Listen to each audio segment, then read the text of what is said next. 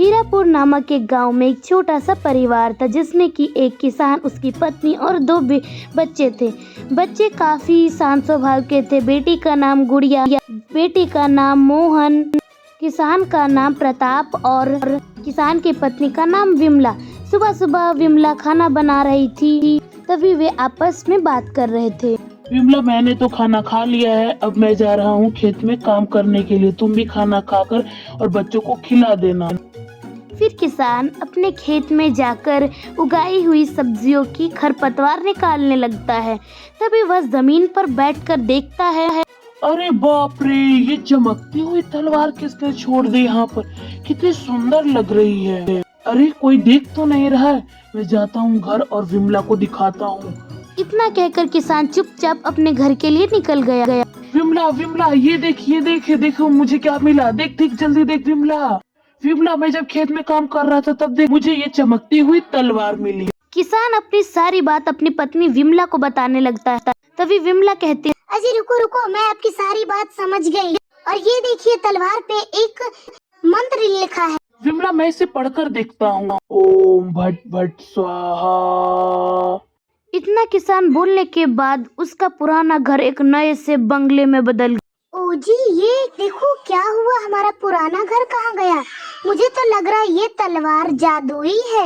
क्यों ना हम इसी से अपनी रोजी रोटी के अलावा भी कुछ पैसे और कमा सकते हैं। किसान धीरे धीरे काफी अमीर हो गया, लेकिन किसान ने किसानी करनी नहीं छोड़ी, क्योंकि वह सोचने लगा था कि अगर कहीं किसी को पता चल गया कि मेरे पास जादुई तलवार है तो इसे कोई चोरी कर लेगा। बहुत साल गुजर गए।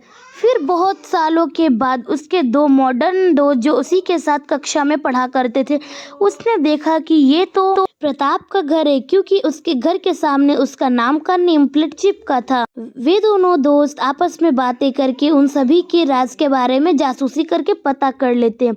एक बार जब किसान और किसान की पत्नी अपने रूम में रात को सो रहे थे, तभी वे दोनों दोस्त चुपचाप जाकर वह तलवार चोरी करने की सोच रहे थे, जो किसान रात को अपने पास से रखकर सोया। अंकित, देख प्रताप के पास वो तलवार है।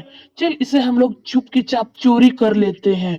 कोई देख भी नहीं रहा है और इसके दोनों बेटे और बेटियां भी सो रहे हैं। वह चुपचाप किसान से तलवार चोरी कर चुपचाप अपने घर की ओर चल देते हैं। वे दोनों पहले से ही काफी ज्यादा अमीर थे, फिर भी उनके मन में लालच आ गया। इसी वजह से उन्होंने तलवार चुराई। तलवार चुराने के बाद वो दोनों आपस में बात करने लगे। चल अब बता, अब हम दोनों में से तलवार सबसे पहले कौन उपयोग करेगा? अरे भाई, मैं करूंगा, और कौन करेगा? तू बाद में कर ले। नहीं, तू कैसे करेगा? मैंने भी मेहनत की है चोरी करने में। सबसे पहले तलवार का उपयोग मैं करूंगा।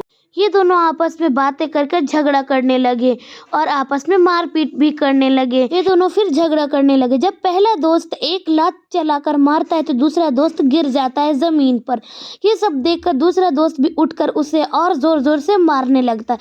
ये सब करने के बाद अचानक से वह तिलस्मी तलवार गायब हो जाती है, और वो तलवार ना ही पहले दोस्त को मिलती है ना ही दूसरे दोस्त को मिलती है। इसलिए दोस्तों, लालच बुरी बला है, लालच।